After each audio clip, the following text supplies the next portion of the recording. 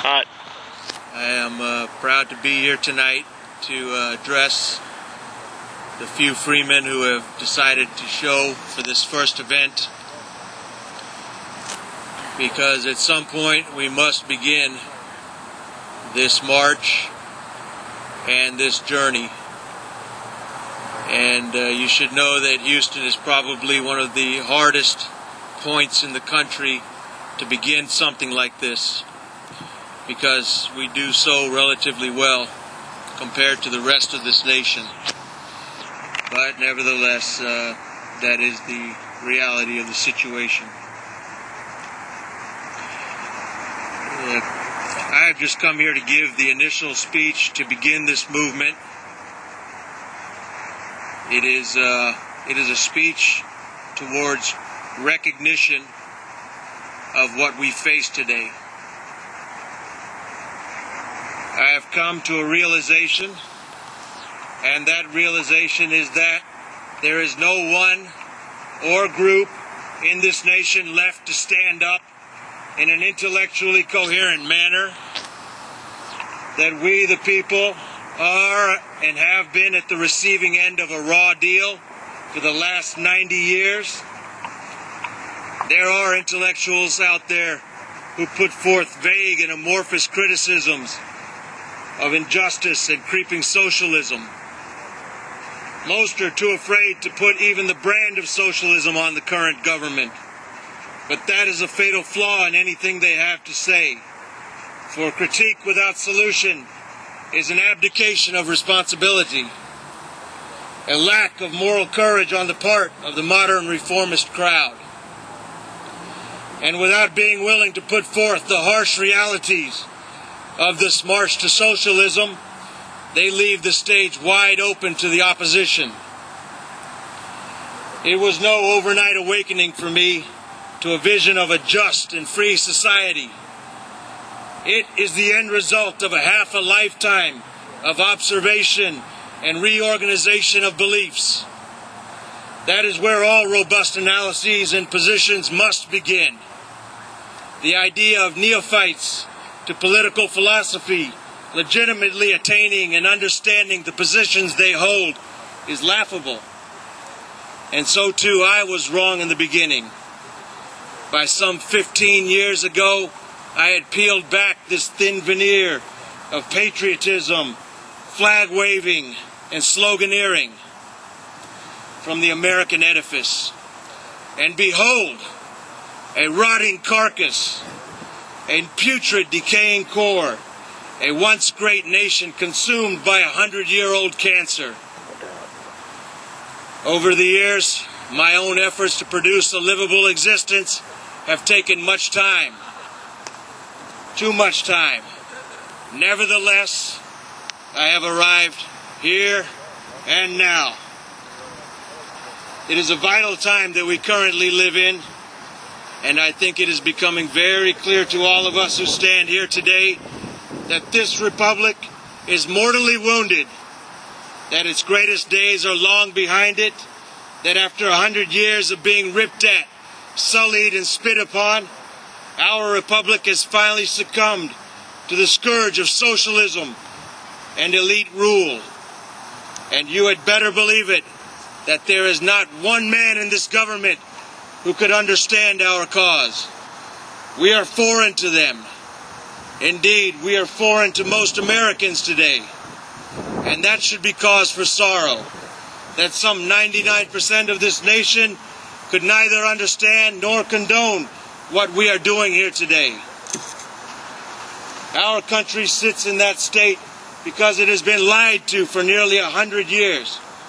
What you see around us is the result of 100 years of decay, indoctrination, subversion, deception, of a constant assault on the mindset of a people, from that of love and respect for God and countrymen, and from despising the government to a complete faith in the state and disrespect for their countrymen, their rightful wealth and dignity, because they would condone nearly everything that this government does to their fellow man, and indeed to themselves. From every corner of this nation, we hear the constant cry of the masses to support this government, to respect its operatives, its enforcers and soldiers, to glorify its superiority over the countrymen, and thus to disrespect God and not honor the rights that He endowed us with, life, liberty, and property. I would kid you not that among all the vermin walking among us daily, not one would accept that a free man is entitled to 100% of his labor. That labor is not the profit of the capitalist, but an even exchange. That is the reality we face today, men. But the stark reality that we tread here today as foreigners among a hostile new citizenry. But that is not reason for hopelessness or excessive discouragement. We will not stop this project of reform and reawakening because the odds appear daunting or even impossible. Because the passing of the First Republic and the clearing of its body will provide for the rebirth of a new nation, reaffirmed in its principles to God and countrymen, a second republic. And this day bears witness that we stand here resolved to begin that mission. It is essential that every man here understand the weight of this cause, the stakes of standing steadfast down, to face down all who would seek to silence us, to intimidate us, and drive us from the field. We are not here simply today to exercise our rights to carry weapons and speak our mind, because any skeptic could rightfully ask, and would rightfully ask, so what? So what if 100 men stand with rifles as one shouts out to them? So what if 1,000 stand? 10,000? So what? And what could you possibly say? The answer is that we are a beacon to the 1%. There are millions of men around this nation who sit fuming with their guns, waiting for the proof of legitimacy from every patriot or freedom movement under the sun, where their cause will be understood. None of them display the courage to face down the government and its operatives except this one. And were it the case with this movement, then it should not be. We are the front guard for the 3 million who are out there waiting to be part of the great transformation to the Second Republic. But our angry countrymen sit in a fog today. They have not heard our great cry yet. Our stand, our anger, our creed.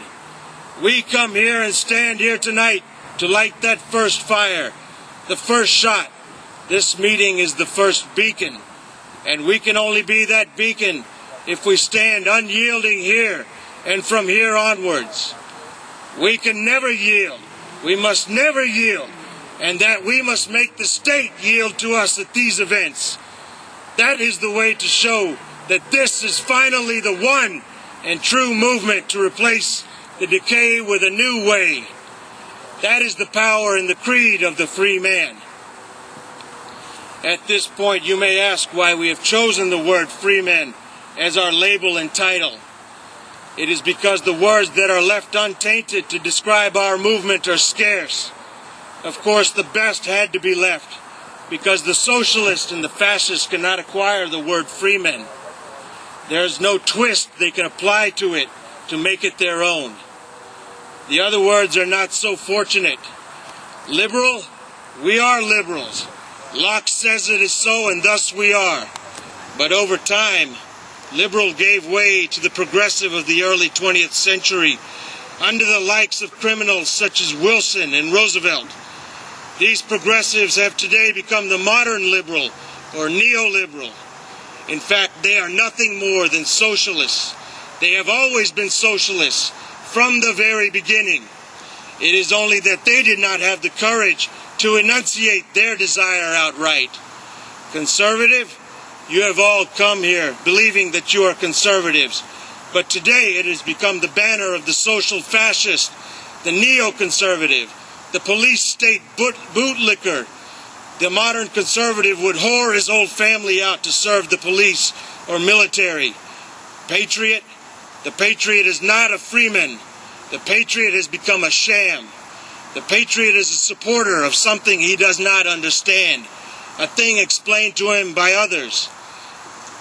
The patriot waves his flag as if there's meaning in it, cheering on the wars, while he grinds the Constitution under his heel. So you see, Freeman, these words have lost their usefulness to us. They are now used by the enemy to trick the stupid layman, the unthinking jackass, into believing that his movement, his cause is noble, while in reality it is nothing of the sort. Merely a crude criminal enterprise to take from others for whatever cause they parade. So it is with the understanding of the words that we begin our movement, a movement free of lies, propaganda, and confusion. It is with great respect and hope that I call upon you to add your name to the list of freemen. And when the time comes, when the list has grown beyond any count, then we will lay down our ultimatum to the state, and it will be justice one way or the other. Because we cannot sit idly by anymore. This wretched thing called the government was never meant to rule over us as it does today. It sits there pompous in its righteousness, filled to the gills with corruption. It looks down upon you and calls for you to do ever more for the public good, justifying its action with outright lies and criminalizing those who would refuse to accept its fraudulent authority. And the greatest lie it has foisted upon the countrymen of America is a man's wage paid in exchange for his labor is profit, and thus to be taxed. It is this great lie, more than any other pulled over the nation, that has led to the enslavement of the countrymen. The lie of the income tax. Those who understand the history of the Republic know that for the first 75 years of the government, it was inferior to the countrymen, that it had no more right to a single penny earned in good faith than it had to their firstborn or their dog. And only when that first stinking socialist entered the presidency and proceeded to plunge this nation into yet another war was the income tax made permanent. Woodrow Wilson. We have been plagued by such evil men such as this for nearly a century now. Far too long. Long enough that today we now stand or kneel as half slaves. Yes, it is half that you owe Caesar for your year of hard labor, because beyond your labor, you are taxed on your energy, your car, your property, your phone, your travel, your water. And all of this, all of it, taken from you at the point of a gun. How can any sane man who thinks he ought to be free accept to live under a state that robs him of half? I say it is not possible. And it is only because of fear that we refuse to have a say on the matter. But that is nothing foreign to the nature of a slave. And of course, there is great harm from this government beyond its taxes. The state prints its fake money, fiat currency, to pay for what it cannot take outright from you in the taxes, devaluing what little wages you have left. As a result, the boom and bust economic cycle is created. It is a lie that the business cycle is natural. It is created by a state manipulating its own money supply to create artificial growth, which then collapses due to the useless nature of the enterprises that the money was put to. It creates these false bubbles of prosperity that suck the people into them to invest and spend. And then just as quickly they burst, scattering economic ruin across this nation. And now we can see the suffering caused to the millions of our countrymen without work or home. These fools, these criminals have no shame as they continually work to bring the countrymen to their knees. They know their parasitic financial class bankers are the cause of our suffering, and instead they laugh because they believe that we are too stupid and weak to bring our justice onto them. They are mistaken. But that is not enough for this government. This state has grown so bold in recent decades that it now assumes the right to